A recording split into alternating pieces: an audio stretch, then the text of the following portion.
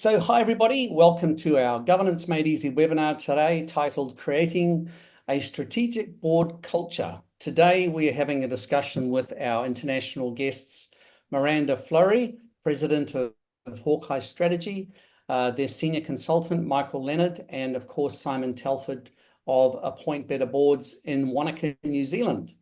My name's Sean McDonald and I shall be your moderator for the next 40 odd minutes. Firstly, though, thanks for attending today. We really appreciate the effort you make to be here for our live events. I know you all have busy days. During the session, if you have any questions for the panel, please use the Q&A button on your toolbar. We'll be answering as many of these as we have time for during the session. So it's all about, remember, it's all about a conversation rather than a presentation. And finally, if you stay through till the end, which we hope you will do, and as is customary for our webinars, we have a special treat for you. By answering a really short 1-minute survey at the end of the webinar, you'll go into our draw to win a beautiful gift hamper worth over $400. Now, for those not too familiar with BoardPro, we are a board software provider that we serve just over 30,000 users now around the world, and we're represented in about 32 different countries. And we enable organizations to prepare for and run their board meetings more efficiently and effectively with, you guessed it, clever software, namely ours, with less time and deliver more impact and value for the organization. And as much as we are a board software provider, sometimes called a board portal, part of our wider mission is to make the fundamentals of governance free and easy for all organizations, especially those with resource constraints. Now, for this afternoon's webinar or this morning's webinar, depending on where you're dialing in from, I'm going to have Simon and Michael introduce themselves first, starting with you, Simon. Kia ora, everyone. Thanks for joining. I run board recruitment is my mainstay, so I run the 15,000 member community of Appoint Better Boards, done a lot of board placements, and I've been a director, mostly on privately owned business boards, well known within the governance community within New Zealand, and a champion of diversity on boards, and ensuring that everyone gets equity within board placements as well. So looking forward to joining the panel today. Awesome. Always great to have you with us, Simon. Michael, over to you. Yeah, thanks, Sean. Hi, my name is Mike Leonard. I spent 35 years working in the financial services sector, the last 10 of which was as CEO of the regional central bank for credit unions in 4 provinces on the east coast of Canada. Also served on several national boards of directors for the credit union system and specialized in developing strategy at the regional and national levels in Canada. And over the last 2 years, I've been working with Miranda at Hawkeye Strategies, consulting in the financial services space, offering support for strategy and governance development. And very happy to be here, so thanks for having me. Fantastic. So now I have the great pleasure to present to you our lead presenter for today's webinar, Miranda Fleury, who has been listed as a top-rated speaker for multiple conferences around the globe. Miranda's reputation as a governance and strategy expert has spread, and she's become one of the go-to consultants for boards and executives around the world. She has clients in the United States, Canada, Ireland, England, and yes, even New Zealand, to name a few countries.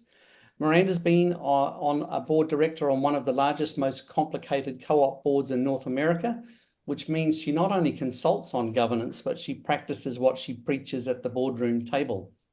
And when she isn't working, you'll find her traveling with her family and exercising, but she says, be careful as she might invite you to a CrossFit class. So welcome, Miranda. Thank you, Sean.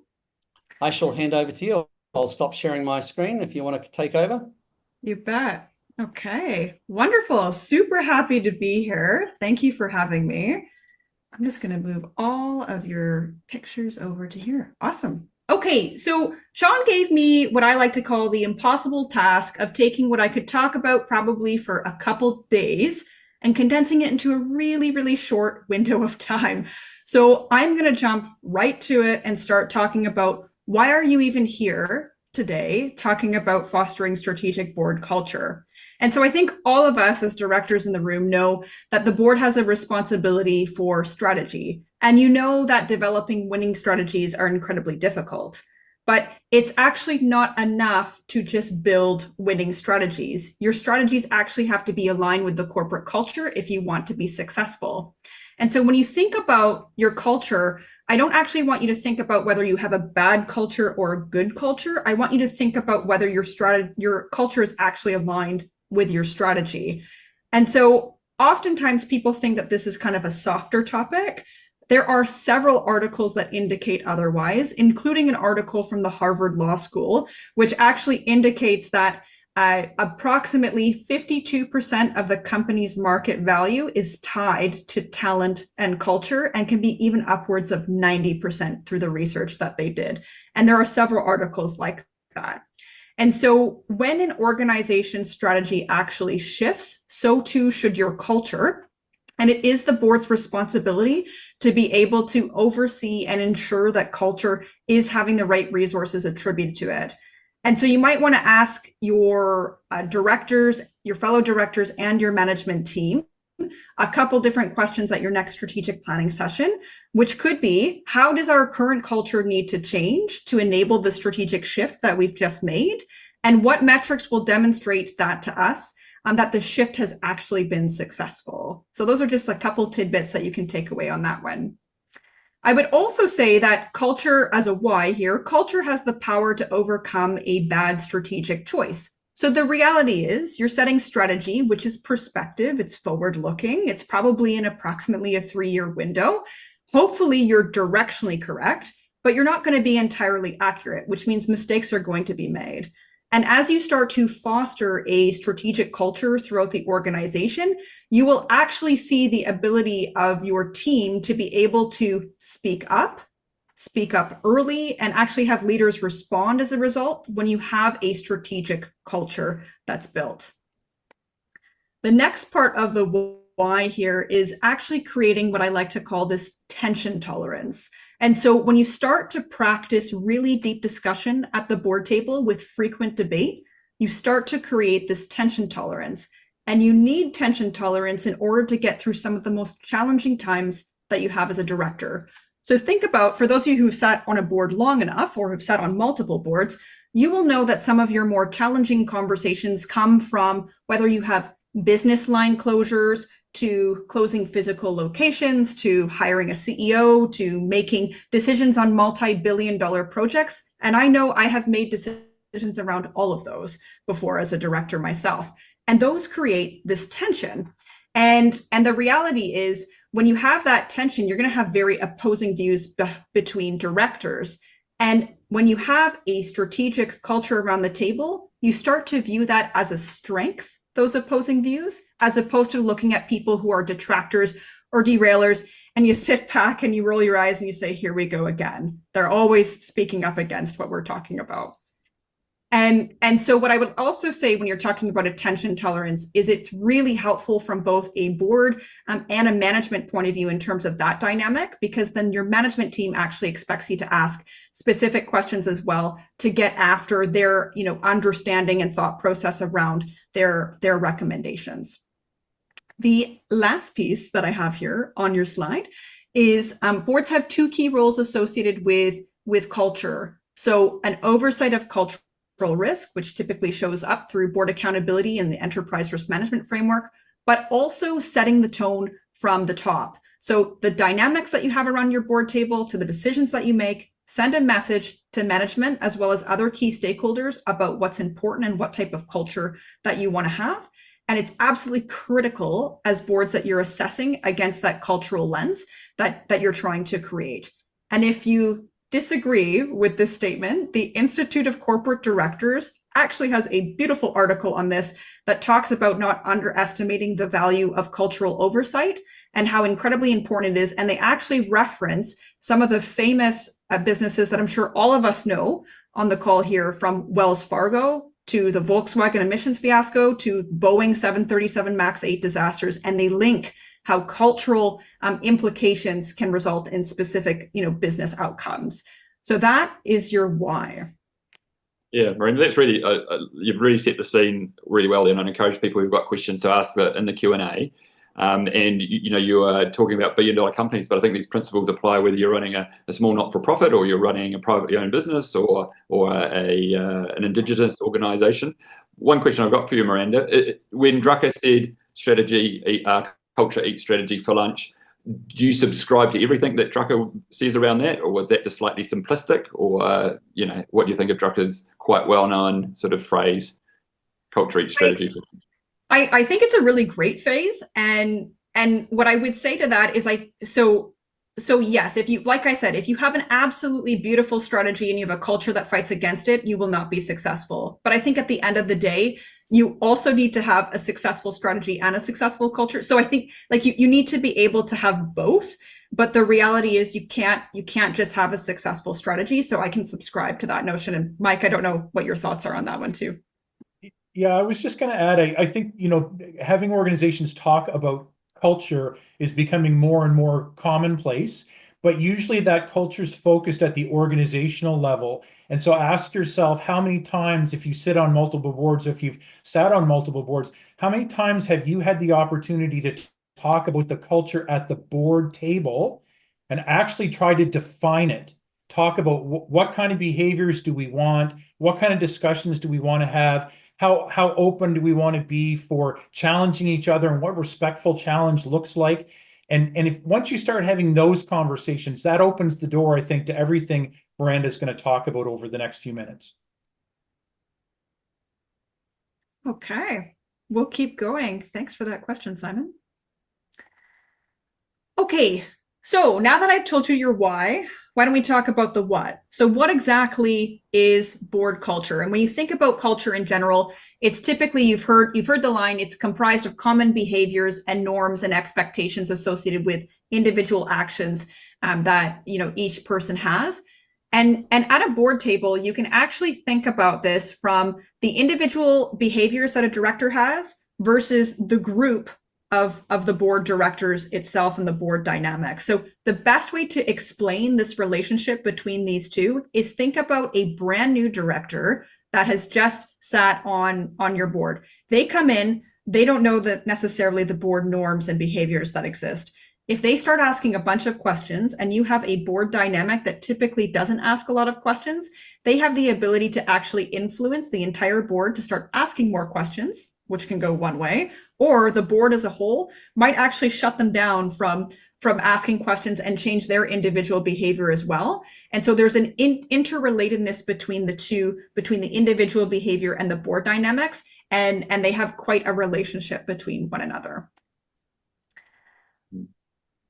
Okay. Do you think, got a question, I'll just jump in there if that's okay, Miranda, is do you think boards use values as a proxy for culture? What's the interrelationship for boards between values, organizational values typically, and board culture? Julia, that's a really great question. I think values are the start of which you start to define culture. In my mind, there's so many different elements of culture, and you can get down to the nitty-gritty behaviors that you actually want to see. But I think at the highest level at the board table, that is how you're defining culture around the board table. Mike, do you think what sort of practical actions do you think, there's been a question asked around practical actions for, defining culture or overseeing cultural risk? Is there things other than your standard, probably your board review process that might be happening on an annual basis? Other tools that you've seen, Mike? Yeah, so I know in one board that I sat on, we actually spent, as part of our strategic planning, we actually spent a couple of hours talking through the culture that the organization wanted, and then how the board should contribute to that. And as Miranda said, that tone from the top. But how did that translate into actions when we were sitting around the board table? And I thought it was a really helpful exercise to help set the stage for everybody to understand, what was acceptable and what wasn't. And I just want to touch really briefly on something Miranda said a minute ago about the new director that comes on board. And so if you're watching this webinar and you're thinking about actionable takeaways, give some thought to do you have an effective onboarding program for new directors? Do you give them the board handbook and then tell them when the next meeting is, or do you actually spend time with them? And as part of that, do you talk about board culture?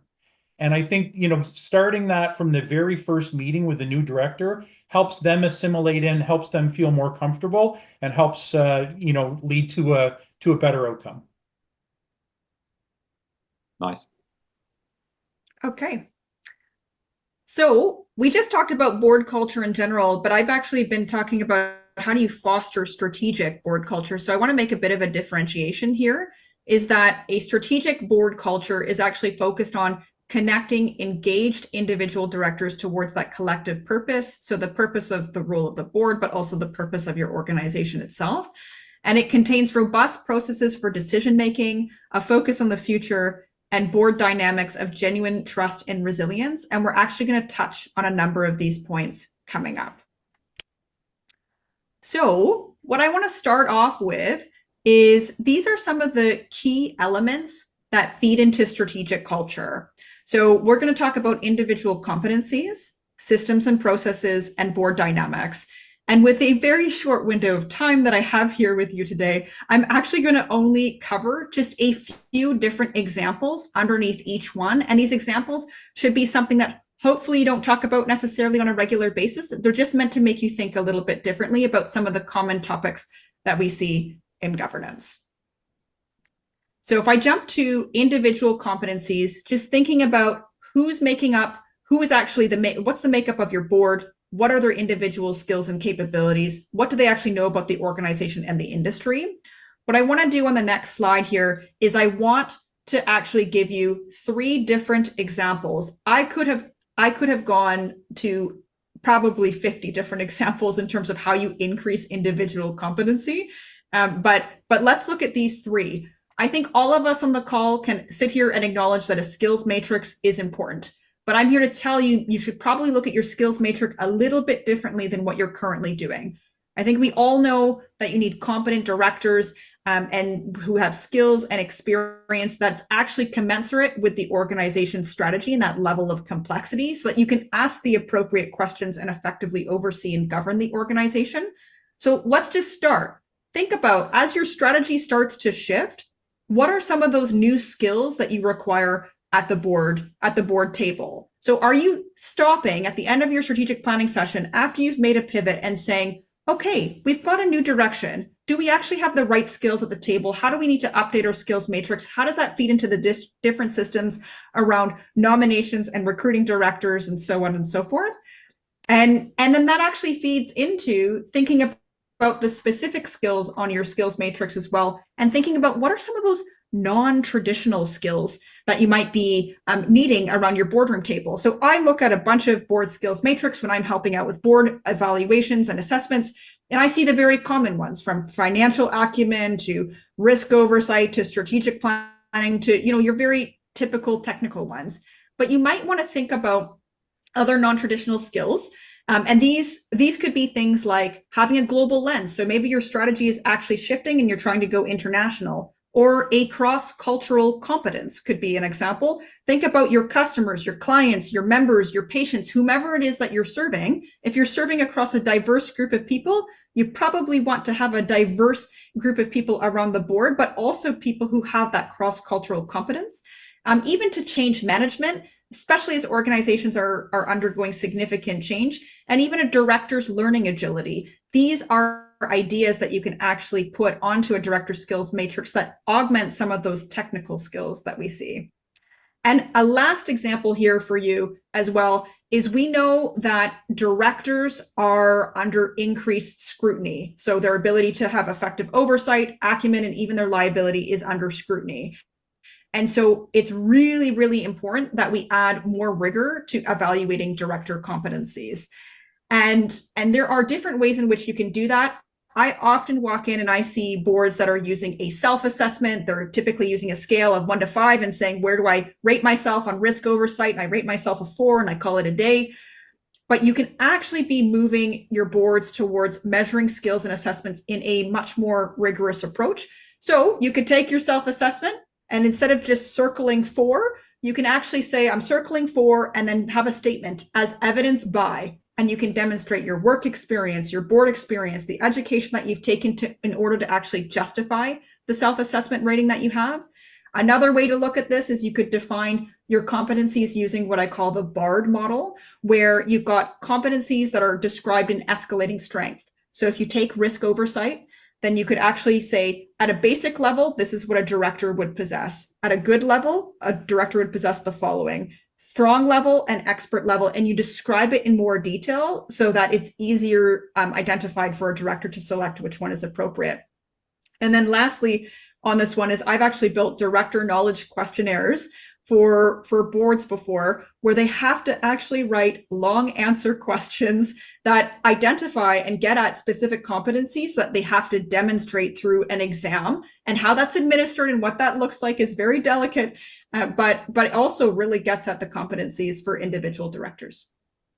Miranda, great points, and An has highlighted something really interesting as well. So it's really that different way of appointing directors. When you have some influence over it, you can sort of curate your board, but when they're elected and you're or they are appointed by third parties, it makes it really difficult to get that mix out there. So I think that's a really good point there, and a lot of movement in New Zealand, particularly with sporting boards, is to move from the completely elected model to make sure there was a balance between elected and appointed, primarily and almost exclusively, the reason being to make sure that you get that good mix. Are we going to be talking about tension culture later on, around that culture of tension? Can we just cross that off now? Marco's asked a really good question around, and when we talked about in our webinar last year about the different types of conflict, productive versus pointless conflict. And, you talked about some tension there. Is there a way of having healthy tension, and how do you ensure that fine balance between it getting into constructive versus destructive tension? Yes, and so we're going to be touching on that briefly in a few slides from now. And if I don't go deep enough, I would encourage you to ask your question again, and then we can have a bit of a conversation when it comes up, if that's okay. It's under board dynamic. The next slide will prompt you for that. Great. Thanks, Marco. Okay, so that was our individual competency. Now, if we look at our second key element, that's looking at systems and processes, and these are what we use to make our boards much more effective. And so let's jump in. When I think about, there are very typical systems and processes that I could have referenced here. And actually, Mike started just naturally speaking to one: onboarding. That is such an incredibly important component. Other very common ones that you would have known about with systems and processes, thinking about when you have your in-camera meetings, are they before and after board meetings? And even, how often does a chair meet with their individual directors? These are systematic ways by which you reinforce specific items at the board table. And so what I want to do is I want to give you 3 examples on the slide here about how you can actually reinforce strategic culture at the board table using different systems and processes. So the first one that we've got on the slide here is what I'm calling a hindsight and foresight agenda assessment. So what I'd love for you to do at your next board meeting, take your board packet and actually look at the agenda itself, and beside every line item that you have on your agenda, write an H for hindsight or write an F for foresight. And what you'll be doing is, when you think about hindsight, these are agenda items that you're talking about that are historical. So your financial statements, by the way, are in a hindsight mode.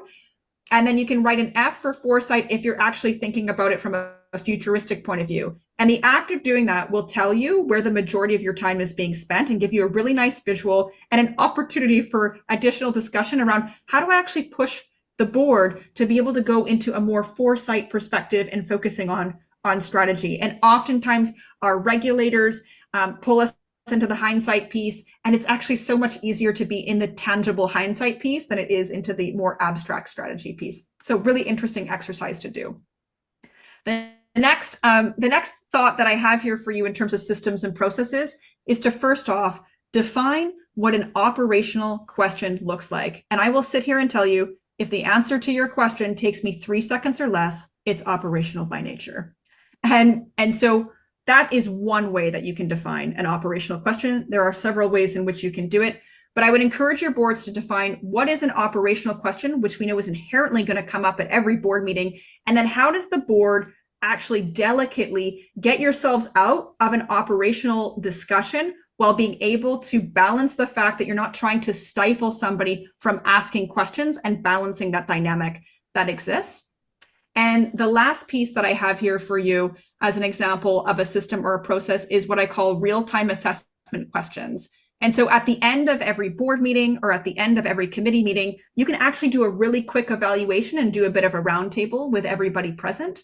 And you can ask, what I've typically seen is, what went well, what would you change, or, any other feedback. But if you really want to reinforce strategic culture, you can ask questions like, how did each of you contribute to strategic discussion today? What did we do that actually showed visible examples of strategic culture? And that continues to reinforce how important it is as you talk about it, especially if it's an expectation that you're talking about it at the end of a board meeting. And Miranda, yes, Simon, can I just add on top of that? And I've been on boards where these three tools were really well entrenched and worked really, really well. And I've also been on boards where these were introduced, and it's awkward, right? Because you're used to doing something, it's, you've been entrenched in a way, it's typically lag indicator, you're typically looking backwards. So, and I think I noticed in the chat, Julia mentioned around KPIs and lag indicators. We actually structured the agenda when we were first introducing this idea to be hindsight and foresight. So we had a section of the agenda that was about looking back over the last quarter. And then after that, everything was built to be forward looking. So there really, was really orienting the entire meeting around those two distinct dynamics. And so if you do that, I think setting the agenda specifically about this is when we're going to look back at how we did. And this is now it's all about looking forward. We had great reaction from directors to that. And I think the other piece around real-time assessments is really helpful. And I worked on a board with a chair who at the end of every meeting would send a quick questionnaire out to everybody on the board to say, tell me what worked well, tell me what you thought we could have done differently. And then if there was any specific item that he wanted to ask about, he'd ask about that as well. And then we would get the responses back in our next board package. And so it's really helpful way for him to take a real-time gauge in how we were doing, but for all of us to see, maybe I felt something didn't go well, but I might have been the only one. And so that was helpful for me to know as well. Good point, Mike. And the challenge here is not to do it once, but to do it regularly, because you can, as keep keeping that consistency. Miranda, I've got a question from Adrian. Do you want to move to the next slide, or have we got time to ping one general question? What would you like to do? You can go for it. Yeah, go for it. Well, I think it relates to the previous slide when we were talking about board composition and culture. And Adrian, I think is a really poignant point here, is that shouldn't the board culture be an inevitable subset of organizational culture, which is in turn driven by brand? Because otherwise, with the turnover and the coming in and out of the board, you'll get a different board culture constantly happening. So how do you marry organizational culture and board culture versus board culture always being fluid because of changing directors? I love this, and I see Mike is smirking and like waiting to jump. I'm going to take it, and then Mike, you can jump right in. And so what I would say is, first off, if you want like a practical way of dealing with the fact that you have turnover and that influences the type of culture that you have at the board table, number one, which we've already, both of us have actually mentioned, which is defining what is the type of board culture you're looking for. I've actually seen documents put together that explain what the board norms are. I've seen those board norms explained at every board meeting. So maybe you pull out one and you talk about the importance to try and reinforce what norms you're looking for around the table. At the end of the day, the board does set the tone from the top. Like I said, the decisions that they make, to how they interact, to how they handle the CEO and the rest of the executive team is indicative of what will potentially flow through the rest of the organization. And so there are ways to reinforce the specific culture that you're looking at the board table, irrespective of the turnover that's happening. And that's an example of one of those systems. I just don't have that system up there, but is having board norms set and defining that culture. But Mike, you look like you were jumping, so go for it. Yeah, so it's just such a great question. I think if you've done the work to define the organizational culture and then done the work to define how the board culture supports it, and as Miranda mentioned earlier, what board norms are and what directors should expect and be expected to do, then you've got that documented. Think about the power of being able to go out and recruit specifically for people that not only have all of the technical backgrounds that you might want to have on your board,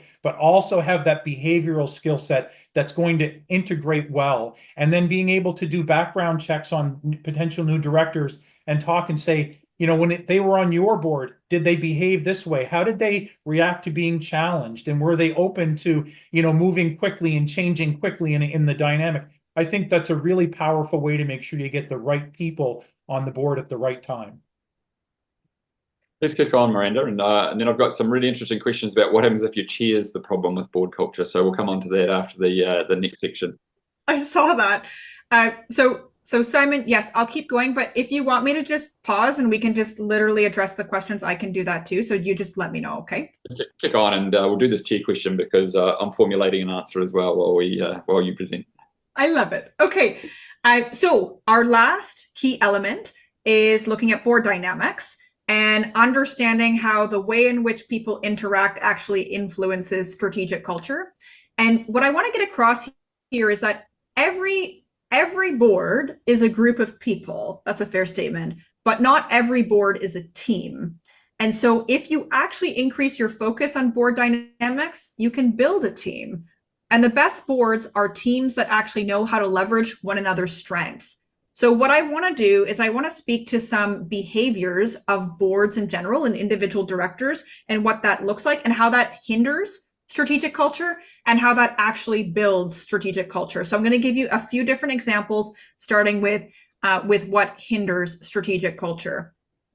And so our first one is blocking progress. I am sure everybody has seen directors do this. I personally have seen this on almost all the boards that I have sat on, where one director holds up an entire discussion because they are digging in on a topic that has literally already been agreed upon. They just won't let it go. And then they take up airtime, they block additional progress. And so that is one of the behaviors that you can identify. The second behavior that hinders strategic board dynamics is digressing, which is actually kind of similar to the blocking progress, but it's something new that somebody has brought up. And maybe they're very verbose in the way in which they're describing it, and it could have been really, really short. Or they're bringing up a really important topic, but it's the completely inappropriate time, and it requires a separate section on your agenda. And all of these pieces start to actually hinder some of your strategic board dynamics. The last behavior that I have on here that hinders strategic board dynamics is what I'm calling withdrawing. And so there are two different elements of withdrawing. Number one is a director in themselves actually shows up to a board meeting and doesn't realize it's their job to actively participate, show up and ask questions. They're waiting for somebody to prompt them. That's not the way you should be functioning. You should be actively ready to go. And the second withdrawing is what I like to call professional sulking, where you, at the end of the day, you didn't get your way in a particular debate. Then you go a little bit more recluse and you start having sidebar conversations with people and, on break and after the board meeting, you make a phone call to somebody and then you start to really rip apart at some of the strategic board dynamics because you're starting to break down some of the trust that's within the board itself. So those are the hindering behaviors for strategic. And last one, sort of passive aggressive going to aggressive aggressive. Yes, and Simon, I don't know about you, but I have seen that in particular on some of the more sophisticated boards that I have sat on, where the decisions feel like the magnitude is so big that people start to have these cliques that form, and it's absolutely ridiculous, and it feels like high school almost. Shall we bring in that question around chairs in that what hinders strategic board dynamics? I mean, I would have to say sometimes it's the culture of the chair, because if the chair who is conducting the orchestra of the board is, I was going to say, the problem or not aligned or created that unconstructive tension, dominating conversation, being verbose, what can we do about it when the chair is the issue, Miranda? I love this question. I feel like I have a few different ideas that come to mind. So number one, understanding, typically you have a terms of reference associated with a board chair and being very explicit about what their roles are. There's also typically an evaluation or some sort of feedback mechanism that feeds into the board chair's role themselves and how they're executing on that. And I think at the end of the day, you have a board chair that you've elected, typically done on an annual basis. And so the way in which you provide the ultimate feedback is by who you vote for, but there's nothing wrong with a group of directors potentially coming from your governance committee, as an example, or even individual directors passing on feedback to say directly, hey, I think we need to hear from so-and-so a little bit more. I think we need to be able to do this.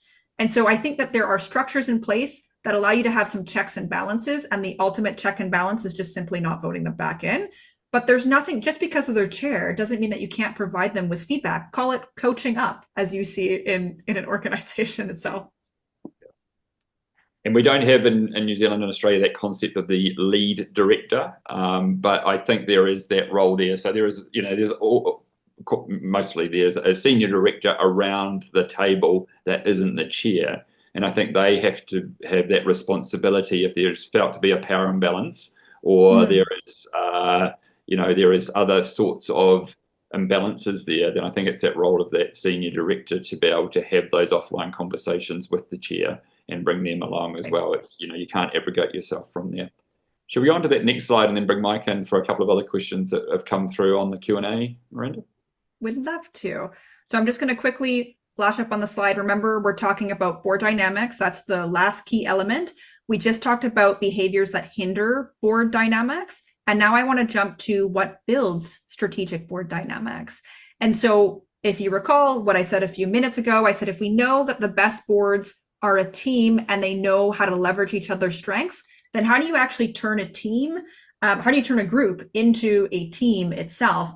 And I want you to start with some of these behaviors, which might seem like, oh, like this, seems a bit basic, but the reality is it is so integral to be able to build a team using these approaches. So number one, think about on your boards, are you spending any time having social connection? On the board that I sat on, it was a requirement that you came in for the board supper the night before. And if you stayed overnight because everybody flew in the following day, then you would have more social time as well. And we know that compared to employees who spend, 40, 50, depending what country you're in, hours a week working, that you don't get to spend that type of time with your director group. And yet you actually make the most impactful decisions. And so in order for these decisions to be well made, you need to have effective working relationships with one another. And you do that through socializing outside of the purpose of which you're there. You get a better understanding of personalities and styles. It helps to make you feel like part of the team and that sense of belonging and that psychological safety in order to speak up. And that's where part of that tension tolerance becomes acceptable to enact.